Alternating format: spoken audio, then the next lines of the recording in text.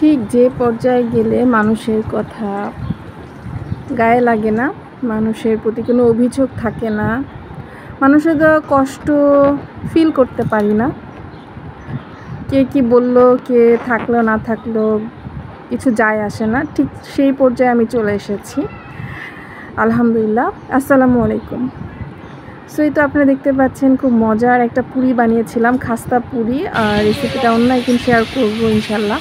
তো খুবই মজা ছিল ডালটাও খুব মজা করে রান্না করেছি। তো অবশ্যই শেয়ার করার চেষ্টা করবো আরেকদিন, যেহেতু আমি ফার্স্ট টাইম এত মজা করে বানিয়েছি। আর সবাই খেয়ে খুব ভালো রিভিউ দিয়েছে। আর এটা হচ্ছে শুক্রবারে ছুটির দিন ছিল। তো যেহেতু সারা সপ্তাহ অনেক কাজ করি, তো শুক্রবার হলে ইঞ্জিনিয়ার সাহেব একটু চেষ্টা করে আমাকে একটু ফ্রি হেল্প করার জন্য কাজে। সব কিছু তো আর হেল্প করতে পারে না, জাস্ট একটু রান্নায় একটু ভালো লাগার জন্য। তো আর শুক্রবারে তো একটু বাচ্চাদের জন্য একটু ভালো খাবার করতে হয়, ওরা খুশি হয়। এটা আসলে আমরা যারা আছি বাঙালি বা মুসলিম কান্ট্রিতে জুম্মার দিনটা একটু স্পেশাল থাকে। প্রতিদিন যেটাই খাই না কেন, যত ভালো খাবারই হোক না কেন, শুক্রবারে একটা ভালো কিছু থাকতেই হবে। তো যাই হোক, এখানে ইঞ্জিনিয়ার সাহেব আজকে হচ্ছে চিকেন দিয়ে তেহারি রান্না করবে।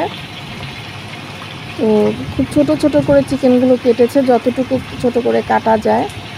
তো কেটে জাস্ট তেলে ভেজে নিয়েছে 10 মিনিট কোনো মশলা ছাড়া। এরপরে হচ্ছে পেঁয়াজ বেরেস্তা। পেঁয়াজটাও আজকে ইঞ্জিনিয়ার সাহেব কেটেছেন। তো বললো যে আসলে পেঁয়াজ কাটা অনেক কষ্ট, যেহেতু বেরেস্তা করেছে বেশ ভালো পরিমাণে পেঁয়াজ লেগেছে।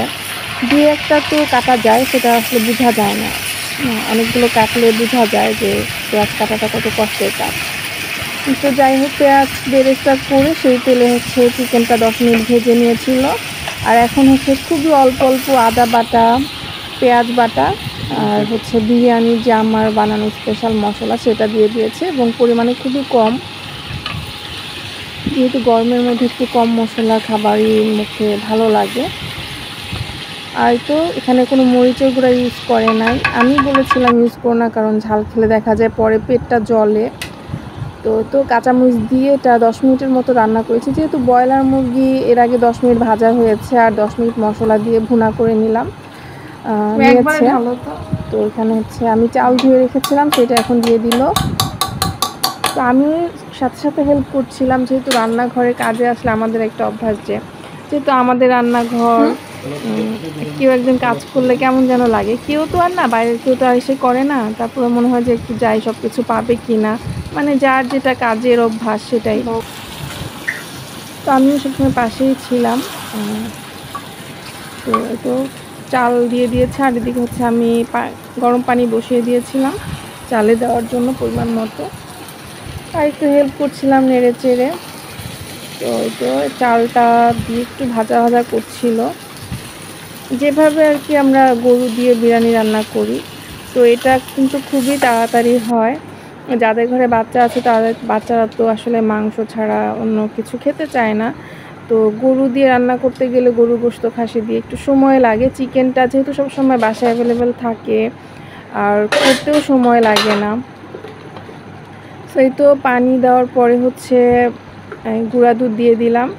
আর হচ্ছে এই পর্যায়ে ওরা হচ্ছে চলে গিয়েছে নামাজে, যেহেতু জুমার নামাজে দেরি হয়ে যাচ্ছিলো। আর ইঞ্জিনিয়ার সাহেব যেহেতু রান্না করবে, সে নামাজের আগেই রান্না করে তারপর হচ্ছে সবাই নামাজে চলে গিয়েছে, 2 ছেলে ইঞ্জিনিয়ার সাহেব। তো আমাকে বললো যে তুমি ঘি আর হচ্ছে গুঁড়া দুধ দিয়ে দিও।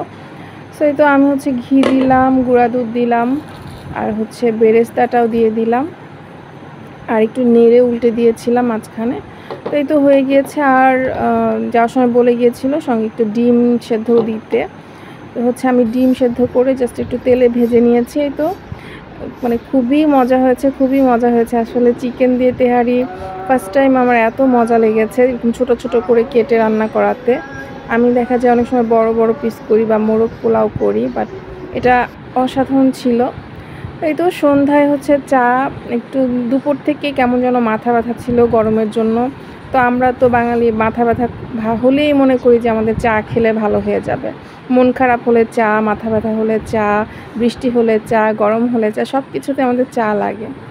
আর আমি হচ্ছে একটা ডেজার্ট বানিয়েছিলাম, সারপ্রাইজ দেওয়ার জন্য ক্যারামেল পুডিং বানিয়েছি। ক্যারামেল বলতে হচ্ছে যে চিনিটা আমরা পুডিংয়ে ইউজ করি, সেখানে আমি হচ্ছে ক্যারামেল দিয়ে করেছি এবং আলাদা আবার এভাবে উপর থেকে ক্যারামেল করেছি। তো এটার টেস্টটা খুব ভালো লেগেছে আর পারফেক্ট হয়েছে।